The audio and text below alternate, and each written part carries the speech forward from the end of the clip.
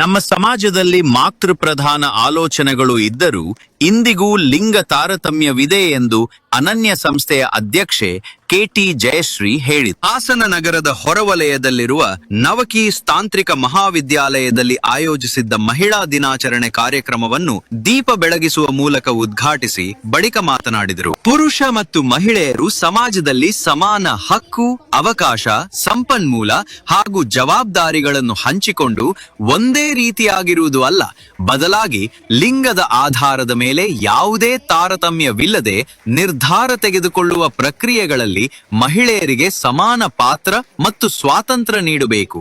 ಹಾಗೂ ನಮ್ಮ ಸಮಾಜದಲ್ಲಿ ಮಾತೃಪ್ರಧಾನ ಆಲೋಚನೆಗಳು ಇದ್ದರೂ ಇಂದಿಗೂ ಲಿಂಗ ತಾರತಮ್ಯವಿದೆ. ಅದನ್ನು ತೊಡೆದು ಹಾಕಿ ಸ್ತ್ರೀಯರನ್ನು ಗೌರವಿಸುವುದು ಮತ್ತು ಸಮಾನ ಅವಕಾಶ ನೀಡುವುದು ಇಂದಿನ ತುರ್ತು ಅಗತ್ಯವಾಗಿದೆ ಎಂದರು. ಯಾಕಂದ್ರೆ ಮಹಿಳಾ ದಿನಾಚರಣೆ ಅಂದ್ರೆ ಕೇವಲ ಹೆಣ್ಮಕ್ಳಿಗೆ ಹೇಳೋದಿರಲ್ಲ, ಗಂಡು ಮಕ್ಳಿಗೆ ಹೇಳೋದು ಸಾಕಷ್ಟು ಇರುತ್ತೆ. ನಾನು ಆಗ್ಲೇ ಹೇಳಿದಾಗೆ ತಂದೆ ತಾಯಿಗಳು ಗಂಡು ಮಕ್ಳಿಗೂ ಸಹ ಸಮಾನತೆಯನ್ನು ಕಲಿಸ್ಬೇಕು. ಯಾವಾಗ ಮನೆಯಲ್ಲಿ ಹೆಣ್ಮಕ್ಳನ್ನ ಅವರು ಗೌರವದಿಂದ ಕಾಣ್ತಾರೆ, ಹೊರಗಡೆನೂ ಸಹ ಅವರು ಹೆಣ್ಮಕ್ಳಿಗೆ ರೆಸ್ಪೆಕ್ಟ್ ಕೊಡ್ತಾರೆ. ನಾವೇ ಮನೆಯಲ್ಲಿ ಗಂಡು ಮಕ್ಳನ್ನ ಭೇದ ಭಾವ, ಹೆಣ್ಮಗು ಗಂಡು ಮಗು ಅಂತ ಭೇದ ಭಾವ ಮಾಡಿದಾಗ ಆತನಲ್ಲಿ ಎಲ್ಲೋ ಒಂದು ಅಹಂಕಾರ ಬರುತ್ತೆ. ಎಷ್ಟು ಜನ ತಂದೆ ತಾಯಿಗಳು ನಮ್ಮಲ್ಲಿ ಗಂಡು ಮಕ್ಕಳು ಲೇಟಾಗಿ ಬಂದರೆ ಪ್ರಶ್ನೆ ಮಾಡ್ತೀರಾ? ಹೆಣ್ಮಕ್ಳು 6 ಗಂಟೆ ಆದರೂ ಬರಲಿಲ್ಲ ಅಂದ ತಕ್ಷಣ ಸಾಕಷ್ಟು ಪ್ರಶ್ನೆಗಳು, ಎಲ್ಲೋಗಿದ್ದೆ ಏನು ಎಲ್ಲ. ಗಂಡು ಮಕ್ಕಳು 10 ಗಂಟೆ ರಾತ್ರಿ 11 ಗಂಟೆಗೆ ಬಂದರೂ ಅವನನ್ನು ಪ್ರಶ್ನೆ ಮಾಡಲ್ಲ. ಆ ಮನೋಭಾವ ಬಿಡಬೇಕು.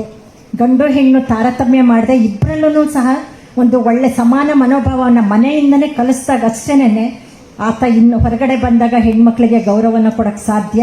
ಈ ಅತ್ಯಾಚಾರ, ದೌರ್ಜನ್ಯ ಏನು ನಾವು ಪ್ರತಿನಿತ್ಯ ಕಾಣ್ತಾ ಇದ್ದೀವಿ, ಇದೆಲ್ಲ ಕಡಿಮೆ ಆಗೋದಕ್ಕೆ ಸಹಕಾರಿಯಾಗುತ್ತೆ. ಈ ನಿಟ್ಟಿನಲ್ಲಿ ನಾವೆಲ್ಲರೂ ಸಹ ಪರಸ್ಪರ, ಯಾಕಂದರೆ ಹೆಣ್ಣಿನ ಪ್ರತಿಯೊಂದು ಪುರುಷನ ಯಶಸ್ಸಿನ ಹಿಂದೆ ಹೆಣ್ಮಕ್ಳಿರೋ ಹಾಗೆ ಪ್ರಭಾರಿ ಪ್ರಾಂಶುಪಾಲ ಡಾಕ್ಟರ್ ಮಂಜುನಾಥ್ ಮಾತನಾಡಿ, ಹೆಣ್ಣು ನಮ್ಮ ಜೀವನದಲ್ಲಿ ಒಂದಲ್ಲ ಒಂದು ರೀತಿಯಲ್ಲಿ ಬೆನ್ನೆಲುಬಾಗಿ ನಿಂತು ನಮ್ಮ ಯಶಸ್ಸಿಗೆ ಕಾರಣಕರ್ತಳಾಗುತ್ತಾಳೆ ಎಂದರು. ಹಾಗೆ ಕಾಲೇಜಿನ ಡೀನ್ ಡಾಕ್ಟರ್ ಶ್ರೀಪಾದ ಮಾರ್ಕಂಡೆ ಮಾತನಾಡಿ, ಹೆಣ್ಣು ಸಂಸಾರದ ಕಣ್ಣು ತಮ್ಮ ನೋವು ನಲಿವುಗಳೊಂದಿಗೆ ಬದುಕನ್ನು ಕಟ್ಟಿಕೊಂಡು ಮೆಲ್ಲರನ್ನೆಲ್ಲರನ್ನು ನಿಭಾಯಿಸಿಕೊಂಡು ಬರುತ್ತಿರುವುದು ನಮಗೆ ಸಂತಸದ ಸಂಗತಿ ಎಂದರು. ಸಮಾಜ ಸೇವೆಗೆ ಬರೋದಕ್ಕೆ ನನ್ನ ತಂದೆನೇ ಸ್ಫೂರ್ತಿ ಅಂತ ಹೇಳ್ಬೋದು. ಅವ್ರು ಯಾವತ್ತೂ ಹೇಳ್ತಾ ಇದ್ರು, ಓದೋದ್ರಲ್ಲಿ ನಿನ್ಗಿಂತ ಮೇಲಿರೋರನ್ನ ನೋಡು, ಉಳಿದಿದ್ರಲ್ಲಿ ನಿನ್ಗಿಂತ ಕೆಳಗಿರೋರನ್ನ ನೋಡು ಅಂತ. ಆ ಸಂದರ್ಭದಲ್ಲಿ ನಮ್ಮ ಮನೆ ಮುಂದೆ ಈ ವಲಸೆ ಹೋಗೋರು ಒಂದು ಜನಾಂಗ ಇರ್ತಾ ಇದ್ರು. ಅಂದ್ರೆ ಅವರು ಒಂದು 6 ತಿಂಗಳಲ್ಲಿ ಇರ್ತಿದ್ರು, ಮತ್ತೆಲ್ಲೋ ಹೊರಟೋಗ್ತಾ ಇದ್ರು.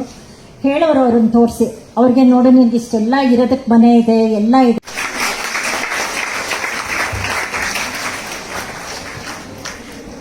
ಈ ಸಂದರ್ಭದಲ್ಲಿ ಸಂಯೋಜಕರಾದ ಡಾಕ್ಟರ್ ವಿನುತಾ, ಅಧ್ಯಾಪಕರ ವೃಂದ ಹಾಗೂ ವಿದ್ಯಾರ್ಥಿಗಳು ಪಾಲ್ಗೊಂಡಿದ್ದರು.